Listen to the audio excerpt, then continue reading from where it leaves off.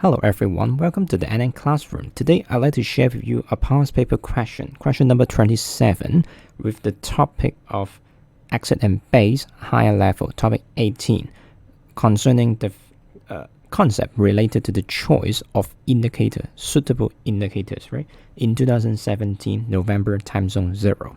Yeah, let's see. They're asking which indicator here given for the choices is appropriate for the exit-based titration shown below. So given you this is what we call the titration curve, right?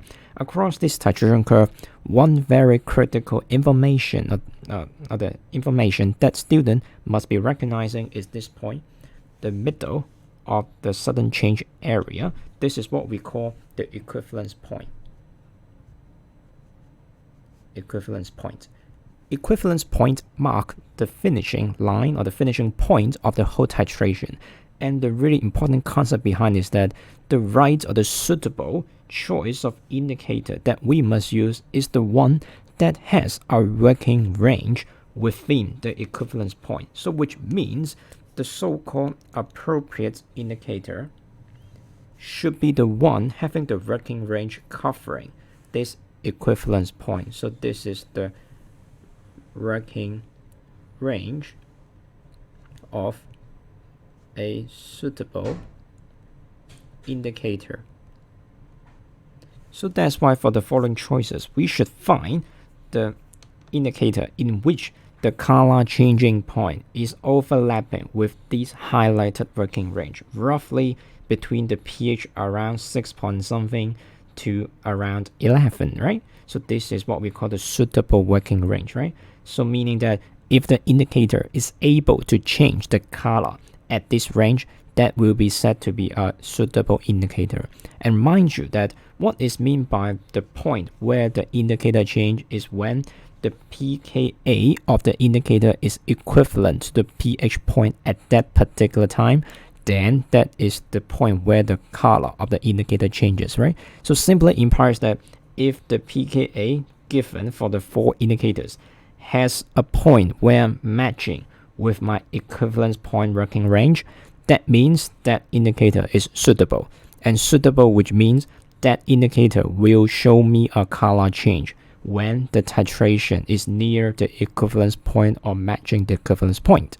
Make sense? So that's why in this case, if we look for each of them, you can see the final blue having a pKa 1.5. That means final blue will change the color at the pH point of 1.5, because when pH equals 1.5, the pH will equals to the pKa of the indicator, and so the indicator will switch the color.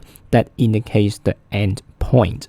So that's why if we mark 1.5 on this graph, you see 1.5 is here. So that is choice A, right? So that means, does this 1.5 cover our expected working range? No, right? So that's why not A. For B, methyl orange. Surely, methyl orange is a good indicator, but only works in the optimal pH range around 3.7. So 3.7 around this point.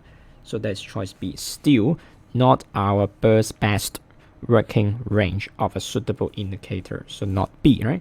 So for C, bromophenol blue, close enough, 4.2. So you can mark it down, 4.2, choice C. Still not our working range. Again, our working range should be lying around the equivalence point. So that's why we can best indicating the equivalence point. So that is the range that we are looking for, right? So if we finally look for D, phenolphthalein, right? Or phenolphthalein, this has a pH point with pKa equals 9.6. So 9.6, perfect. That is within our working range of this titration. So simply again implies that phenolphthalein or phenolphthalein will be able to show a really accurate color change when our titration is near the equivalence point, define the finishing line of this experiment. So that's why the best choice for this question will be D.